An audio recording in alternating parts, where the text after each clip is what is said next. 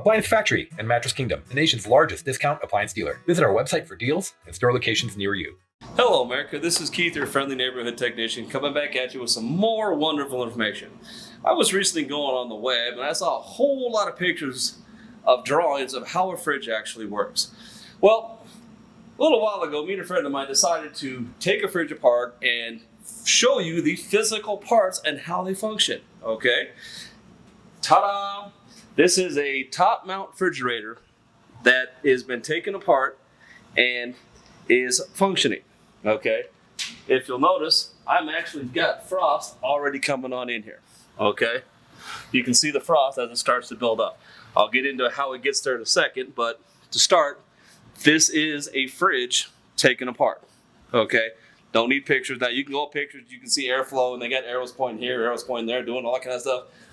That's a beautiful thing, but you can physically now see what it is, okay? We're gonna start with the compressor.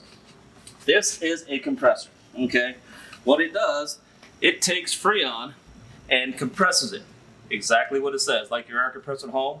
It basically takes, for the lack of an argument, it takes 3 pounds of liquid or vaporized Freon and basically compresses it to a 1 pound ball, okay? And then it comes out of here, it goes in through this line, and this line is actually hot because this is moving gas. Goes into this, which is the condenser, okay? What this does, this starts the process for the Freon to go from a vapor state to a liquid state, okay? As it goes through this, air is blown across this, which helps pull the heat out of the vapors, and which over time, between once it leaves here, it goes up. And have you ever felt around your fridge, you've got that warm thing around your fridge, around the outside? That's what this is. This is yours called a hot gas emollient loop. There's a couple other things that it's called, okay? But this is also pulling heat out of the vaporized Freon. Now, when it comes through here, it goes to down here what we call a filter dryer. Okay, this is a filter dryer. By the time it gets to this point, your Freon should be back to a liquid state. Okay, then it goes up through this cap tube, little bitty tube, okay, up to here, okay. When it comes in here, it is now a liquid. As the liquid flows through what's called my evaporator here, you can see the frost starting to build up, okay. That is the Freon turning back from a liquid back to a vapor state, okay. You have 3 states of matter, or not matter, but you have liquid, vapor, and solid, okay? Obviously water would be the liquid, ice would be the solid, and humidity, for lack of a better explaining, is the vaporized form of water, okay? This goes through 2 of the 3 stages. It doesn't get cold enough to become a solid because of the way it flows. Now, the way it works is, this is my fan that is in front of my fridge. What it does, it draws the air up across this. As the warm air comes across this, the warm air is now cooled by the frosting of the evaporator, and then gets blown back into my fridge, okay, into the fridge, and then it comes back up across and makes a big circle.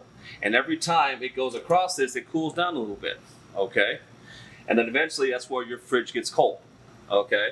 Now, obviously, excuse my messiness here, but obviously your settings will determine how and how much cold it gets, okay. We've got it on the normal settings here, so it's gonna function fine.